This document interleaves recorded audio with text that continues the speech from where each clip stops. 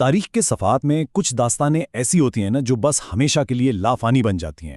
آج ہم جس واقعے کا جائزہ لینے والے ہیں وہ ہمت اور یقین کی ایک ایسی بے مثال داستان ہے جو بظاہر بالکل ناممکن لگتی تھی۔ ہم بات کر رہے ہیں جنگ بدر کی، اسلام کی پہلی جنگ۔ یہ پیشکش کوئی عام سا تاریخی خلاصہ نہیں ہے۔ ہم دراصل یہ دیکھنے والے ہیں کہ جب واقعی سچا جذبہ کسی ناممکن پہاڑ جیسی صورتحال سے ٹکراتا ہے تو آخر نتیجہ کیا نکلتا ہے۔ صرف 313 ایک لمحے کے لیے اس چھوٹے سے عدد پر غور کریں۔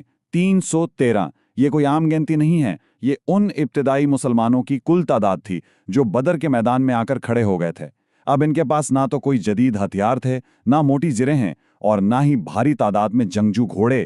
ان میں سے زیادہ تر تو بالکل عام لوگ تھے جو صرف اور صرف اپنے ایمان کی خاطر وہاں موجود تھے۔ ان کی بے سار و سامانی کی انتہا اس ایک عدد سے ہی واضح ہو جاتی ہے۔ اور اب ذرا دوسری طرف دیکھیں، پورے 1000 مخالف فوج کی تعداد اور ان کی طاقت کا اندازہ لگائیں۔ یہ ایک ایسی فوج تھی جو سر سے پاؤں تک مکمل مسلح تھی۔ ان کے پاس بہترین گھڑ سوار تھے، جنگ کا بے تحاشا ساز و سامان تھا۔ دونوں جانب یہ فرق اتنا شایان تھا، اتنا بڑا تھا کہ یہ صرف افراد کا فرق نہیں لگ رہا تھا۔ یہ طاقت کا ایک ایسا پہاڑ تھا جسے عبور کرنا ظاہری طور پر کسی کو بھی بالکل ناممکن معلوم ہوتا۔ تو چلیے سب سے پہلے ہم اس تاریخی ٹکراؤ کے پس منظر کو سمجھتے ہیں۔ واقعات جس تیزی سے آگے بڑھے اس نے اس ٹکراؤ کی شدت میں اضافہ کر دیا۔ دیکھیں، یہ صرف دو فریقین کی لڑائی نہیں تھی، یہ حق اور باطل کا ایک تاریخی امتحان تھا۔ پہلے دن کیا ہوتا ہے؟ ان 313 افراد کا اجتماع ہوتا ہے۔ دوسرے دن یہ چھوٹا سا بے سر و سامان لشکر بدر کے میدان کی طرف اپنا سفر شروع کرتا ہے۔ سوچیے اس وقت ان کے دلوں کا کیا عالم ہوگا۔ توقع اور بے یقینی دونوں جذبات عروج پر تھے۔ اور پھر تیسرا دن جب یہ حتمی ٹکراؤ ہوتا ہے، ہر گزرتے دن کے ساتھ حالات انتہائی سنگین ہوتے چلے گئے۔ اب آتے ہیں اس عظیم نابرابری کی طرف۔ 300 بمقابلہ 1000۔ اگر ہم وسائل اور اعداد و شمار کو آمنے سامنے رکھ کر دیکھیں تو فرق بالکل صاف نظر آتا ہے۔ ایک طرف صرف 313، دوسری طرف پورے 1000۔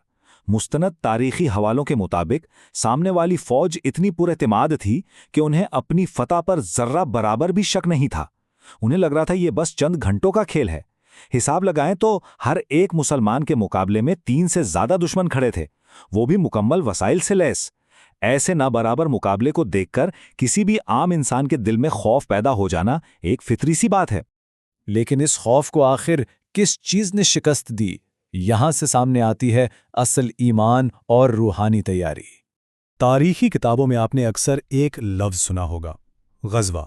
خیر، غزوہ اس فوجی مہم یا جنگ کو کہتے ہیں جس میں رسول اللہ صلی اللہ علیہ وآلہ وسلم نے بذات خود شرکت کی ہو۔ اس ایک لفظ نے اس پورے واقعے کو کسی عام فوجی کارروائی سے نکال کر ایک اعلیٰ ترین روحانیت کے مقام پر پہنچا دیا تھا۔ اب ظاہری اسباب اور ہتھیاروں کی کمی کو جس چیز نے پورا کیا وہ تھا ان کا کامل ایمان اور عظیم روحانی تیاری۔ اور دیکھیں یہ باتیں ہمیں کہاں سے پتہ چلتی ہیں؟ مستند کلاسیکل تاریخی اسناد سے۔ مولانا صافی الرحمن مبارک پوری کی معروف کتاب الرحیق المختوم اور ابن اشاق کی سیرت رسول اللہ جیسی کتابوں میں ان واقعات کو بہت باریکی سے قلم بند کیا گیا ہے۔ وہاں واضح طور پر لکھا ہے کہ کیسے اس چھوٹی سی جماعت نے رات بھر رو کر عبادت اور دعاؤں میں گزاری۔ یہ تاریخی حقائق اس بات کے گواہ ہیں کہ فتح صرف چمکتی تلواروں سے نہیں ملتی، خدائی مدد پر ان کا مکمل بھروسہ ہی ان کی اصل زرہ تھی۔ اور پھر آخرکار وقت آتا ہے ٹکراؤ کا، جنگ، اور اس میں ظاہر ہونے والے معجزے۔ جب دونوں فوجیں آمنے سامنے آئیں، تلواریں ٹکرائیں، تو کچھ ایسا ہوا جو عام انسانی عقل میں سماتا ہی نہیں۔ حالات اچانک تبدیل ہونے لگے۔ یہاں ہم سب کے ذہن میں ایک بنیادی سوال ابھرتا ہے، ایک ایسی نہتی اور چھوٹی سی فوج نے اپنے سے 3 گنا بڑی اور طاقتور فوج کو آخر شکست دی تو کیسے دی؟ کیا یہ کوئی انوکھی فوجی حکمت عملی تھی یا پھر موسم کا کوئی اچانک بدلاؤ؟ عام منطق میں اس کا جواب ملتا ہی نہیں ہے۔ اس کو سمجھنے کے لیے ہمیں ان تاریخی اسناد میں موجود اندیکھی مدد کی طرف دیکھنا ہوگا۔ اور وہ جواب ایک ہی ہے، معجزہ۔ ایک معجزہ دراصل وہ ہوتا ہے جب کوئی خدائی مدد طبعی اور اس دنیا کے قوانین سے بالکل بلاتر ہو کر ظاہر ہو۔ جنگ بدر کے نتیجے کو سمجھنے کے لیے معجزے کی اس تعریف کو ذہن میں رکھنا نہایت ضروری ہے، کیونکہ سچ تو یہ ہے کہ جب انسانی وسائل ختم ہو جاتے ہیں نا، تو ٹھیک وہاں سے معجزوں کا آغاز ہوتا ہے۔ तफसीर इब्न कसीर और डॉक्टर हमीदुल्लाह की किताब मोहम्मद रसूलुल्लाह जैसे मुस्तनद हवाले इस बात की तस्दीक करते हैं कि मैदान बदर में सच्ची खुदाई मुदाखलत हुई थी। सबसे अजीम वाक़या आसमान से फरिश्तों का नाजिल होना था।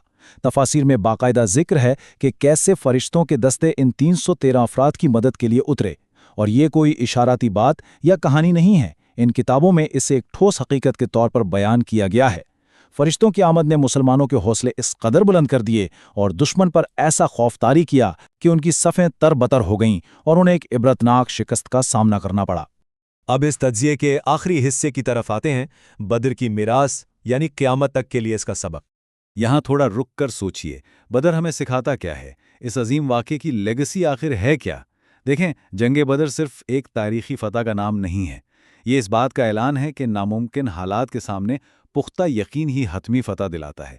इस पूरे वाक़े का निचोड़ ये है कि तवक्कल यानी अपनी कोशिश के बाद अल्लाह पर मुकम्मल भरोसा दुनिया की किसी भी फ़ौजी ताकत से ज़्यादा बड़ी क़ुव्वत है। अगर अकीदा पुख्ता हो तो सामने वाली मुश्किल चाहे जितनी भी बड़ी क्यों ना हो, उसे सुबुकदोश किया जा सकता है। ये सिर्फ माजी का किस्सा नहीं है, ये आज भी इंसानियत के लिए एक जिंदा दर्स है।